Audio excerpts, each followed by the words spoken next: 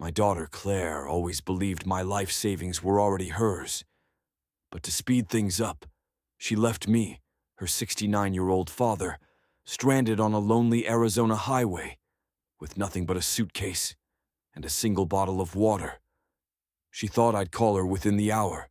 She had no idea that the moment her SUV disappeared over the horizon, my old life ended, and a new one began. A life where I would finally make my own calls, starting with a locksmith, and then my lawyer.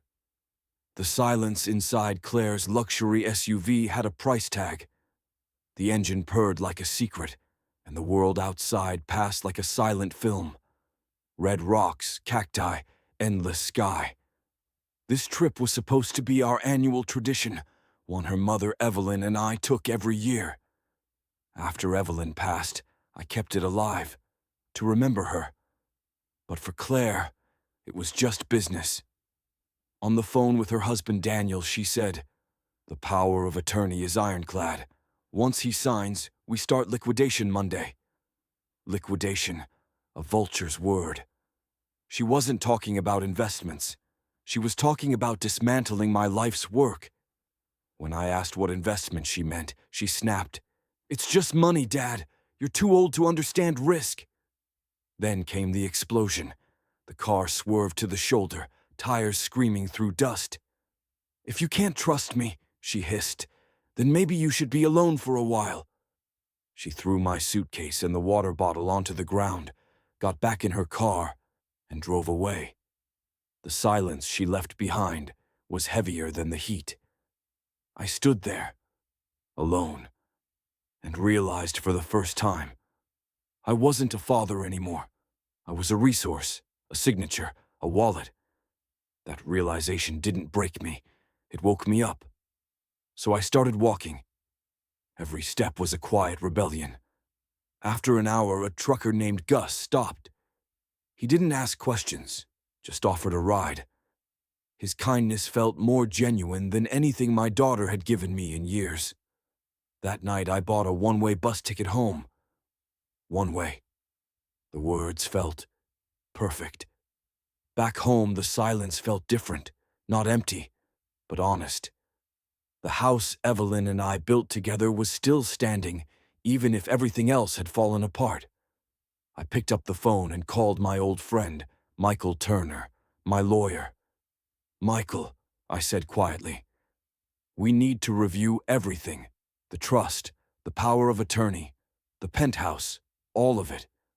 He didn't ask questions. He just said, "Be here at 8. We'll fix this."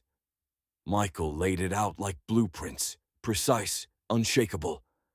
Step 1, revoke Claire's power of attorney. Step 2, move the penthouse into a new trust, the Evelyn Hayes Memorial Trust. Step 3, freeze all accounts. Step 4, notify her, legally and finally. When I signed the papers, it wasn't revenge. It was clarity. For years, my signature had been an act of love. This time, it was a full stop.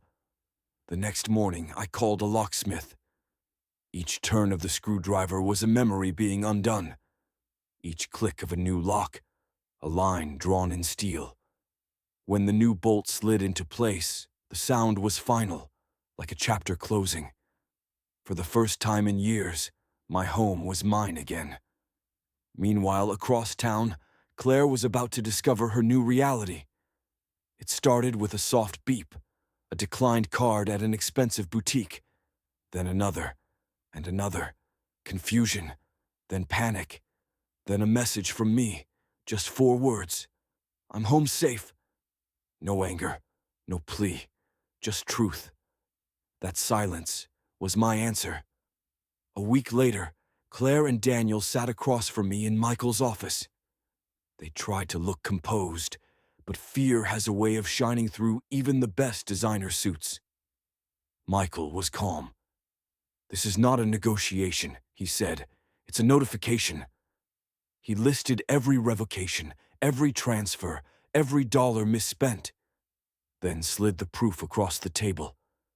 When Claire tried to cry, I didn't respond. Instead, I slid a photo toward her, her mother, smiling under the Arizona sun. Your mother, I said, would never have done this. That was the end of the conversation. That night my phone buzzed for hours. Calls, texts, messages. 55 missed calls. I answered none of them, because sometimes silence says everything. Months later, I stood in the empty penthouse, the symbol of Claire's greed. Now, it would serve a new purpose. 2 women from Haven House, a shelter my wife once supported, stood beside me. I handed them the keys. It's yours now, I said. A safe place, a new start. Their eyes filled with tears. Mr. Hayes, one said softly, this is more than a new start. This is a new world. I looked out from the balcony, the city stretching before me like a map of second chances. For years, I built a kingdom for my daughter, thinking that was love. But love isn't about building walls around someone. It's about giving them a foundation to build for themselves. This story is a reminder that love without boundaries becomes permission for betrayal.